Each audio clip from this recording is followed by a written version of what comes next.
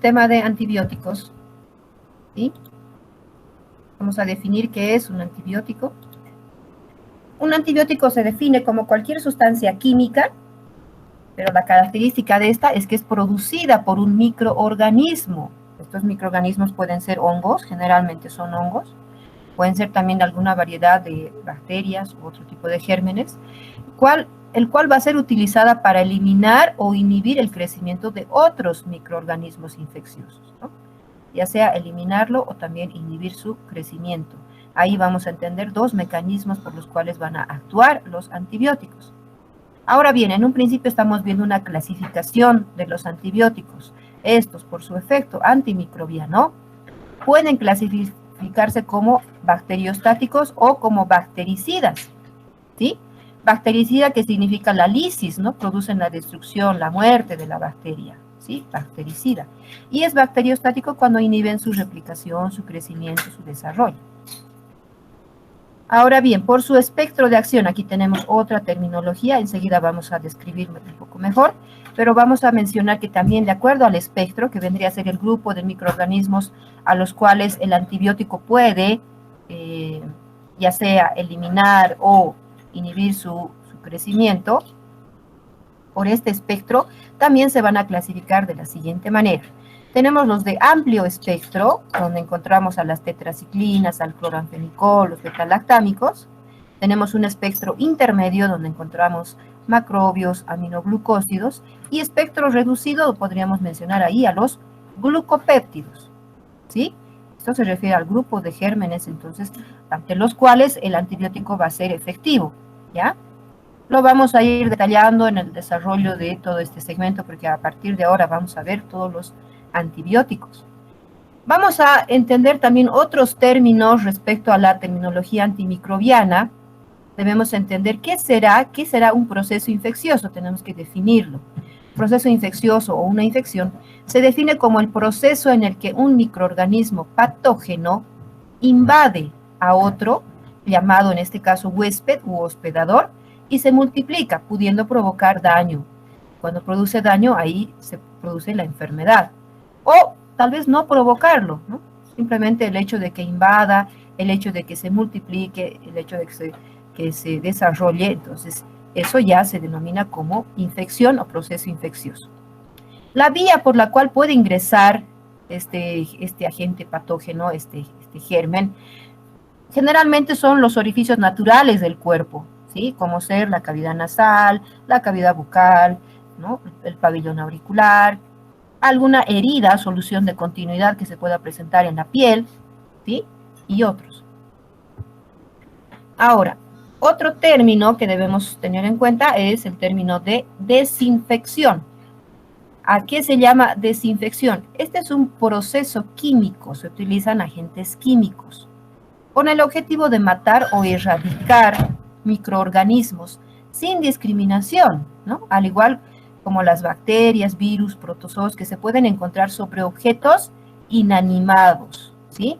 Entonces, todos aquellos objetos que se encuentren contaminados con algún tipo de germen, microorganismo, entonces estos, al ser sometidos a algún procedimiento químico, algún agente químico, vale decir hipoclorito de sodio, por ejemplo, u otros, entonces en ese momento se hace la desinfección. No incluye esto a las endosporas bacterianas, ojo, porque las endosporas bacterianas requieren un proceso de esterilización para su eliminación o erradicación, ¿ya? A tener en cuenta. Ahora, otro término, tenemos el término que es bacteriostático. Estos dos, tanto bacteriostático como bactericida, se refiere al mecanismo de acción de los antibióticos. Es bacteriostático, ¿sí? Aquel agente antibacteriano que impide el desarrollo y multiplicación de los microorganismos, pero que no los destruyen. Por ejemplo, vamos a citar a la sulfonamida, cloranfenicol, las tetraciclinas, entre otros. El mecanismo se basa hay dos tipos, digamos, principales, ¿no? Que son la supresión de la síntesis proteica, se suprime la síntesis de alguna proteína que es necesaria y elemental, digamos, para la pared bacteriana, ¿sí? el cual entonces al suprimir esto, pues se produce este fenómeno de impedir que los gérmenes se puedan reproducir y desarrollar. Otro mecanismo es la inhibición de la síntesis de otros productos metabólicos, ¿no? Hay productos metabólicos propios de las bacterias, de los microorganismos que van a inhibirse, entonces también de esta forma estamos impidiendo desarrollo y multiplicación. Ahora, este otro término que es bactericida. Bactericida se aplica a los antibióticos o quimioterápicos, los cuales van a ser capaces de provocar lisis o muerte bacteriana, ¿sí? Lisis o muerte bacteriana. O podemos llamar destrucción también, ¿no? De los microorganismos. Por ejemplo, las penicilinas o beta-lactámicos, tenemos las cefalosporinas, entre otros. Los mecanismos van a ser interrupción. Ahí tenemos dos principales igual, ¿no? Uno puede ser la interrupción, interrumpiendo la síntesis de la pared bacteriana, de la membrana que se encuentra en la pared bacteriana. Y otro mecanismo alterando la permeabilidad de la pared, ¿sí? Entonces, al alterar la permeabilidad de la pared, permite que pueda ingresar el agente y ejercer su acción bactericida. Muy bien. Quimioterápicos. Otro término aplicado, los quimioterápicos, se define como los agentes químicos que son antibacterianos producidos en forma sintética o semisintética. Esto se hace en laboratorio, ¿sí? Bioquímico, farmacológico. Entonces, ya sea sintética, sintetizados en laboratorio, o semisintética, ¿no? Entonces, sí hay un producto que es propio de los microorganismos, ha producido un microorganismo, pero este ha sido complementado, ¿no es cierto? Ha sido manipulado en laboratorio, seguramente en alguna parte de su composición química, generalmente a nivel de los carbonos, los enlaces de carbono, ahí se hace alguna modificación en laboratorio, ¿no? Lo cual le permite tener ciertas características específicas precisamente para que pueda actuar como un antibiótico y ejercer su acción. Otro término, tenemos el término de antibiótico. Antibiótico se define como las sustancias químicas producidas por varias especies de microorganismos vivos, como habíamos explicado al principio, ¿no? Son producidas por varias especies de microorganismos vivos y que son capaces de provocar muerte o lisis de otros microorganismos vivos, ¿no? Son capaces de provocar, no necesariamente provocan muerte o lisis, puede también inhibir su desarrollo y su multiplicación, ¿ya? Ahora, ¿qué será espectro? Espectro es la actividad de un fármaco antiinfeccioso. Está definida por su, la actividad de un fármaco antiinfeccioso va a estar definida por el espectro antibacteriano. Ahora, ¿qué es el espectro antibacteriano? Es el conjunto de agentes patógenos que son afectados por las concentraciones del antibiótico que se pueden alcanzar en el paciente sin causar toxicidad. Entonces, son todos aquellos gérmenes, todo ese grupo de gérmenes que van a ser afectados por el antibiótico cuando administramos una dosis al paciente, la cual no le va a generar toxicidad, ¿no? Entonces vamos a tener una buena acción farmacológica. Sobre la estructura bacteriana, ahora vamos a ver algunas diferencias. Tenemos una clasificación general de las bacterias, donde entendemos a las bacterias que son gram positivas y las gram negativas, ¿ya? En el caso de la gram positiva, justamente se refiere a que es gram positiva porque este es positivo a la tinción de gram. Por lo tanto, cuando son sometidos a la tinción de gram, estos adquieren esa coloración azulada, un color azul, puede ser en algún caso violeta. En cambio, en la gram negativa, estas van a quedar decoloradas, más bien su color va a ser algo rosada o roja.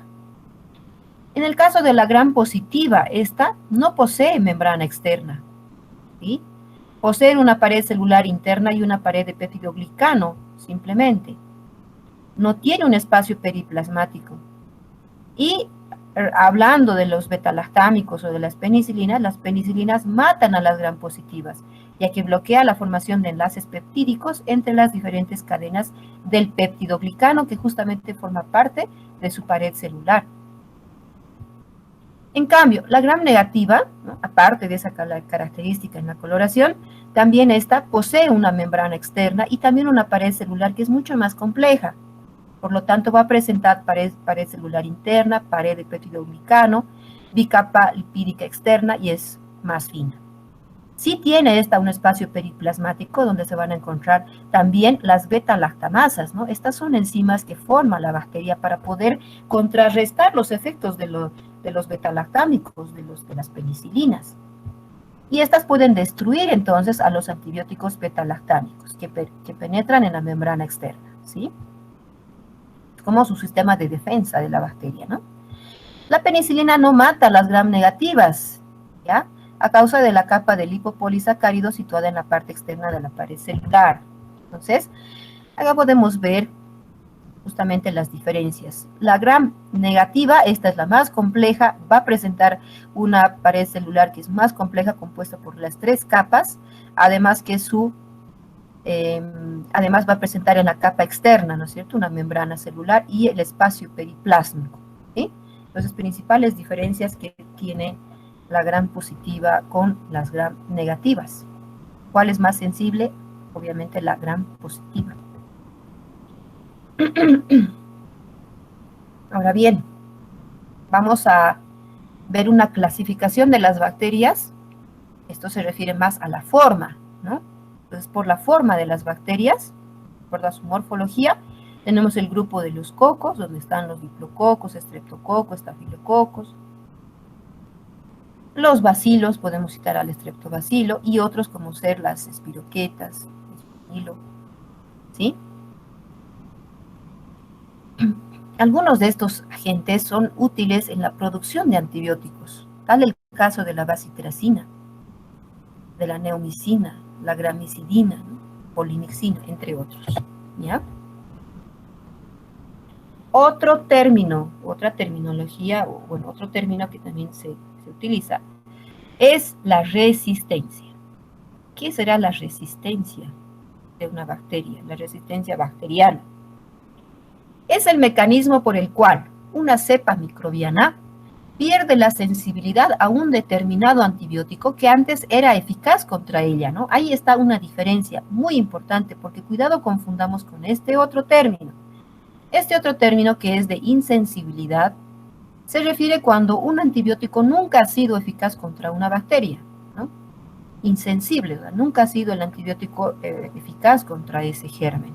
También en este caso sí lo era, hasta que la bacteria ha generado resistencia, ¿sí?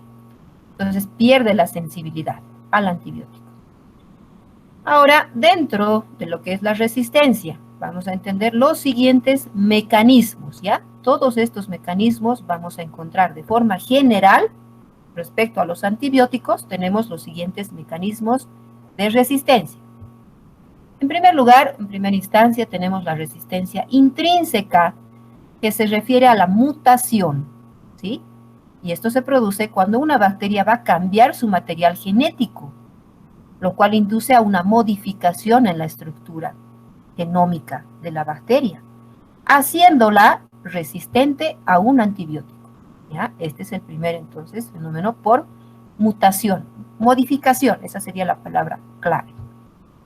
En el segundo mecanismo tenemos la conjugación, que se refiere al intercambio, esta es la palabra clave, intercambio de información de material genético, en realidad, ¿no? Intercambia este material genético entre 2 bacterias, donde una va a ser donante, la otra va a ser receptora, y esto se hace mediante un contacto físico entre ambas. Esto le va a dar también la resistencia a los antibióticos, ¿sí?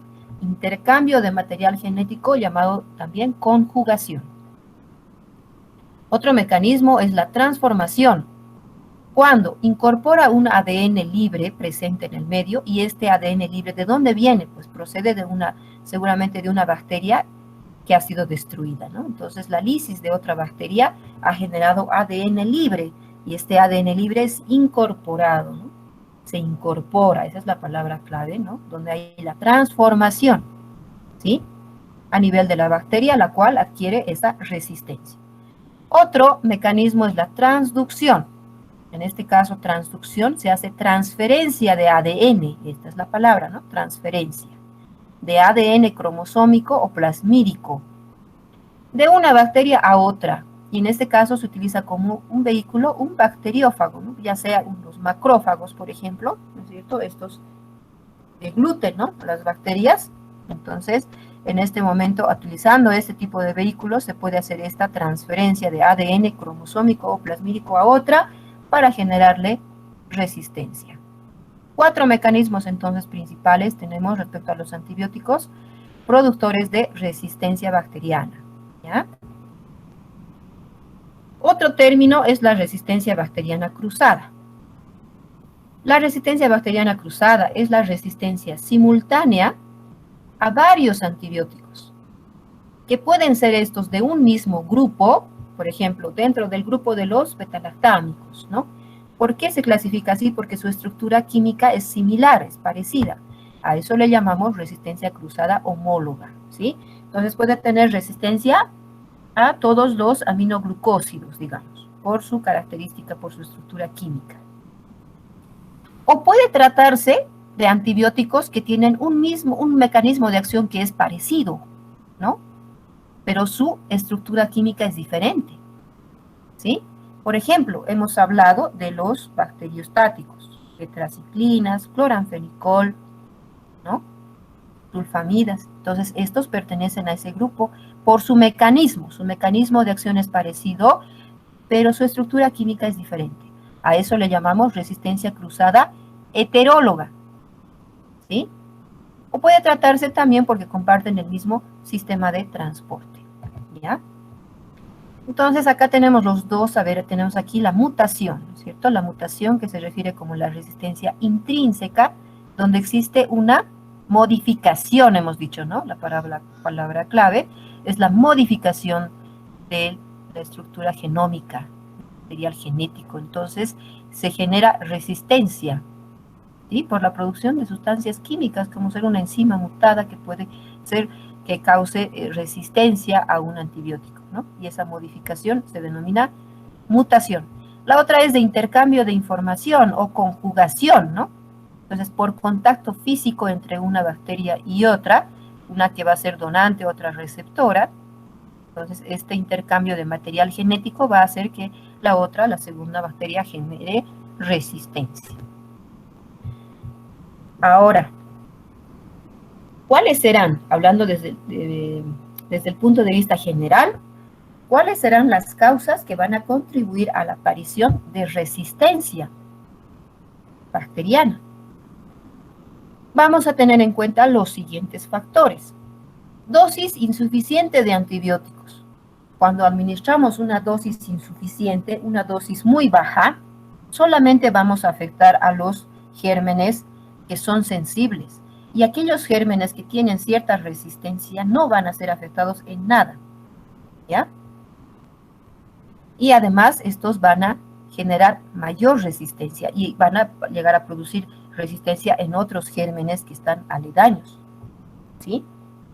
En el caso de los tratamientos cortos, ¿no? Un tratamiento corto normalmente se tiene un esquema terapéutico en el cual nos indican por cuánto tiempo usted tiene que administrar tal antibiótico para que éste ejerza su acción. Cuando nosotros no administramos adecuadamente durante ese tiempo y hacemos un tratamiento muy corto, lo mismo, son los gérmenes resistentes los que van a poder desarrollar mayor resistencia porque van a comunicar esa resistencia a otros, ya que no van a estar afectados debido a que no han recibido la cantidad adecuada de tratamiento. Otro factor, la profilaxis antibiótica injustificada. Hay evidentemente situaciones que obligan a hacer una profilaxis, como ser las cirugías, ¿no es cierto? Una cirugía abierta, digamos, de vesícula biliar y por el temor de que ocurra alguna perforación, se administra algún antibiótico. No es lo más adecuado porque lamentablemente la exposición a este agente, simplemente por profilaxis, puede contribuir al desarrollo de resistencia, como lo hemos visto, ¿no? Con los distintos mecanismos, ¿ya? Lo que sí se recomienda es que cuando sí hay la presencia de infección, pues lógicamente se tiene que administrar los antibióticos. Sin embargo, bueno, hay que tener en cuenta que hay protocolos unos y otros, ¿no? Y bueno, ahora con la mala manipulación de los medicamentos, lamentablemente está pasando que, ay, sí, tengo como que me siento resfriada, ya, tómate una acitromicina, debe ser coronavirus, ¿no? Actualmente estamos en esa situación. En esos casos, por ejemplo, estamos y podemos generar resistencia. Otro es el uso indiscriminado de antibióticos de amplio espectro. Los antibióticos de amplio espectro deben estar reservados para casos graves, ¿sí? Casos graves, casos complicados. Solamente en estos casos se debe administrar antibióticos de amplio espectro, pero no es lo que se hace normalmente. Otro, uso innecesario de nuevos antibióticos, que si bien las empresas han generado nuevos antibióticos, estos igualmente deberían ser reservados para el porvenir, ¿no? Más adelante, ¿sí? A veces por la excesiva propaganda que estos hacen y el excesivo boca a boca, tómate esto, a mí me ha hecho bien, entonces se genera también la resistencia. Y otro factor es la asociación innecesaria de muchos fármacos. Sí puede existir el tratamiento multifarmacológico de muchos antibióticos, digamos de varios antibióticos, esto para algunos problemas, por ejemplo la tuberculosis, ¿no? Tenemos ahí un esquema terapéutico que viene con la combinación de varios,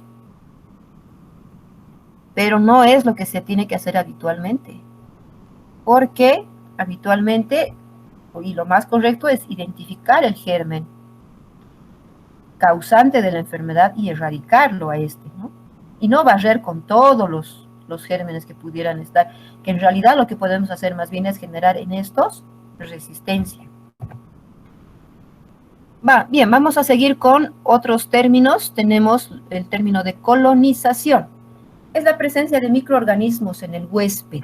Estos crecen, se multiplican, pero no necesariamente están causando invasión del tejido o daño, ¿sí? No necesariamente. Sí están en el huésped, se multiplican, crecen, pero de ahí que produzcan enfermedad está todavía a un paso, ¿no? Probablemente, o no lo están generando. Otro término es la contaminación. Contaminación se define como la presencia de microorganismos sobre superficies inanimadas, ¿sí? Inanimadas, ¿sí? Objetos, como ser ropa, mesas, puertas, ¿no? Otro término que se aplica es de fomites, ¿no? También se conoce como fomites. Hoy en día está bastante en boga. Hoy en día puede haber contaminación, por ejemplo, en nuestros barbijos, que todo el mundo estamos utilizando, los cubrebocas, barbijos, ¿sí? La misma ropa de bioseguridad que se utiliza, esa ropa de protección, puede encontrarse contaminada y otros, ¿ya? O puede ser también en sustancias, como ser medicamentos, agua, comida. Otro término tenemos que es infestación. Infestación se define como los agentes que no ingresan al organismo humano, sino que permanecen en la superficie y que pueden transmitirse a otro huésped, ¿no? Un huésped se puede encontrar infestado, o sea, presenta los microorganismos, pero estos, para empezar, tampoco se están desarrollando, ¿no? No se están multiplicando, no están invadiendo, y la característica es que estos pueden transmitirse a otro huésped. Otro término es enfermedad infectocontagiosa, aquellas infecciones que se transmiten de una persona a otra y esto se hace por contacto directo. Aunque también el contacto puede ser por distintas vías, ¿no es cierto? Puede ser por la vía aérea, puede ser por el contacto directo, contacto físico, o con alguno de los fluidos, ¿no? Entonces a eso se denomina, ¿no? Enfermedad infectocontagiosa.